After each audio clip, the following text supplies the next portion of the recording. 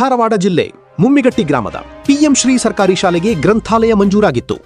ಈ ಕುರಿತು ಸರ್ಕಾರಿ ಶಾಲೆಯ ಎಸ್ಡಿಎಂಸಿ ಅಧ್ಯಕ್ಷರಾದ ರಾಜು ಮಲ್ಲೂರರವರು ಹಾಗೂ ಶಾಲೆಯ ಮುಖ್ಯೋಪಾಧ್ಯಾಯ ದೇಸಾಯಿರವರು ಸಿಕ್ಕ ಅವಕಾಶವನ್ನು ಸದುಪಯೋಗಪಡಿಸಿಕೊಂಡು ಉತ್ತಮವಾದ ಹೈಟೆಕ್ ಗ್ರಂಥಾಲಯವನ್ನು ನಿರ್ಮಿಸಿ ದಿನಾಂಕ 27/7/2026 ಗ್ರಂಥಾಲಯ ಉದ್ಘಾಟನಾ ಕಾರ್ಯಕ್ರಮವನ್ನು ಹಾಗೂ ಕೆಂಪೇಗೌಡರ ಜಯಂತಿ ಕಾರ್ಯಕ್ರಮವನ್ನು ಯಶಸ್ವಿಯಾಗಿ ನೆರವೇರಿಸಲಾಯಿತು. ಈ ಸಂದರ್ಭದಲ್ಲಿ ಕಾರ್ಯಕ್ರಮಕ್ಕೆ ಮುಖ್ಯ ಅತಿಥಿಯಾಗಿ ಗರಗ ಪೊಲೀಸ್ ಠಾಣಾ ಪಿಎಸ್ಐ ಪ್ರವೀಣ್ ಗಂಗೋಳಿಯವರು ಬಂದು ಗ್ರಂಥಾಲಯ ಉದ್ಘಾಟನೆ ಮಾಡಿದರು ಮತ್ತು ಡ್ರಗ್ಸ್ ಮುಕ್ತ ಕರ್ನಾಟಕ ಆಂದೋಲನದಡಿ ಮತ್ತು ಓದುವ ಹಾಗೂ ಆಟದ ವ್ಯಾಯಾಮದ ಕುರಿತು ವಿದ್ಯಾರ್ಥಿಗಳಿಗೆ ಹೇಗೆ ತಾವು ಸದೃಢರಾಗಬೇಕು ಎನ್ನುವುದರ ಕುರಿತು ವಿದ್ಯಾರ್ಥಿಗಳಿಗೆ ತಮ್ಮ ಮಾತುಗಳಲ್ಲಿ ಅರಿವನ್ನು ಮೂಡಿಸಿದರು. ಹಾಗೂ ಸಂದರ್ಭದಲ್ಲಿ ಶಾಲೆಯ ಮುಖ್ಯ ಗುರುಗಳಾದ ದೇಸಾಯಿಯವರು ಹಾಗೂ ಎಲ್ಲಾ ತರಗತಿಯ ಗುರುಗಳು ಗುರುಮಾತೆಯರು ಹಾಗೂ ಎಸ್ಡಿಎಂಸಿಯ ಎಲ್ಲಾ ಸದಸ್ಯರುಗಳು ಈ ಸುಸಂದರ್ಭದಲ್ಲಿ ಭಾಗಿಯಾಗಿದ್ದರು.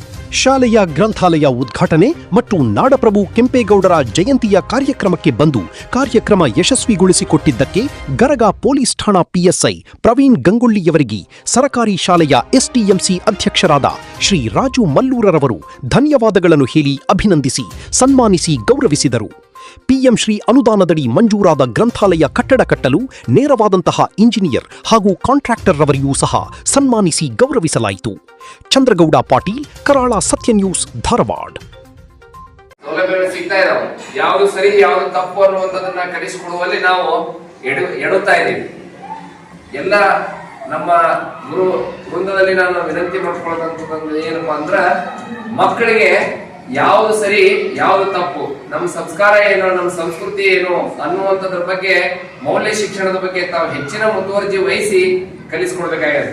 ಯಾಕಂದ್ರ ಇತ್ತೀಚಿನ ದಿನಗಳಲ್ಲಿ ಹೆಚ್ಚು ಹೆಚ್ಚು ಅಪರಾಧಗಳಾಗತ್ತವ.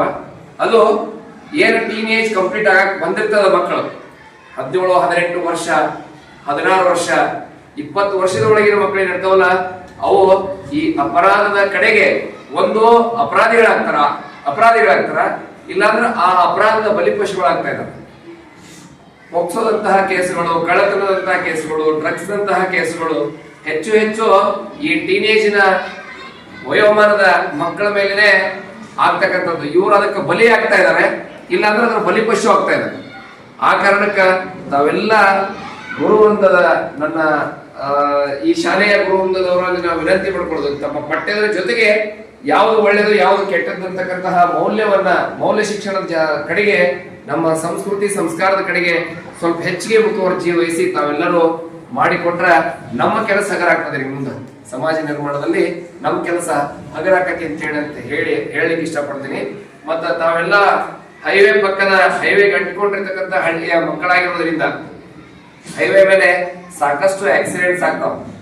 ರಸ್ತೆ ಕ್ರಾಸ್ ಮಾಡ್ತೀವಿ, ನಾವೆಲ್ಲ ಅಂಡರ್ ಪಾಸ್ ಮಾಡಿಕೊಟ್ಟಿದ್ದಾರೆ, ಸರ್ಕಾರದವರು ಅಂಡರ್ ಪಾಸ್ ಮಾಡಿಕೊಟ್ಟಿದ್ದಾರೆ. ಆದ್ರೂ ಕೂಡ ನಾವು ಒಂದು 10 ಹೆಜ್ಜೆ ಹೋಗ್ಲಿಕ್ಕೆ ಬೇಸರ ಮಾಡ್ಕೊಂಡು ಏನ್ ಮಾಡ್ತೀವಿ, ಹೈವೇನ ಮ್ಯಾಲಿಂದ ಕ್ರಾಸ್ ಮಾಡಕ್ ಹೋಗ್ತೀವಿ. ಮೊನ್ನೆ ರೀಸೆಂಟ್ ಆಗಿ 1 ತಿಂಗಳದ ಒಳಗಾಗಿ ಒಂದು 5ನೇ ಕ್ಲಾಸ್ ಮಗು ಆಕ್ಸಿಡೆಂಟ್ ಆಗಿ ಡೆತ್ ಆಯ್ತು. ಜೀವ ಹೋದ ಮೇಲೆ ಬರುವಂಗಿಲ್ರಿ.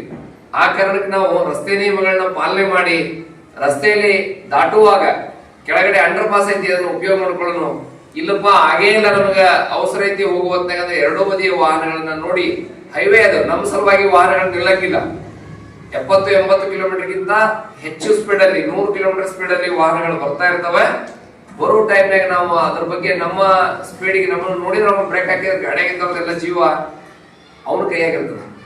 ಆ ಕಾರಣದಿಂದ ತಾವು ರಸ್ತೆ ದಾಟುವಾಗ ಕಾಳಜಿயிலே ಗಮನವಿಟ್ಟು, ರಸ್ತೆ ಕಡೆ ಗಮನವಿಟ್ಟು ರಸ್ತೆ ದಾಟುವಂತ ಕೆಲಸವನ್ನ ಮಾಡ್ರಿ. ಮತ್ತ ಒಳ್ಳೆಯದನ್ನ ಕಲೀರಿ, ಒಳ್ಳೆಯವರಾಗ್ರಿ. ನೀವು ಕಲಿತು ಒಳ್ಳೆಯವರಾಗಿ ಈ ಶಾಲೆಗೆ ಹಾಗೆ ನಿಮ್ಮ ಮನೆಗೆ, ಊರಿಗೆ ಕೀರ್ತಿ ತರಲಿ ಅಂತೇಳಿ ಆಶಿಸ್ತಾ ಈ ಒಂದು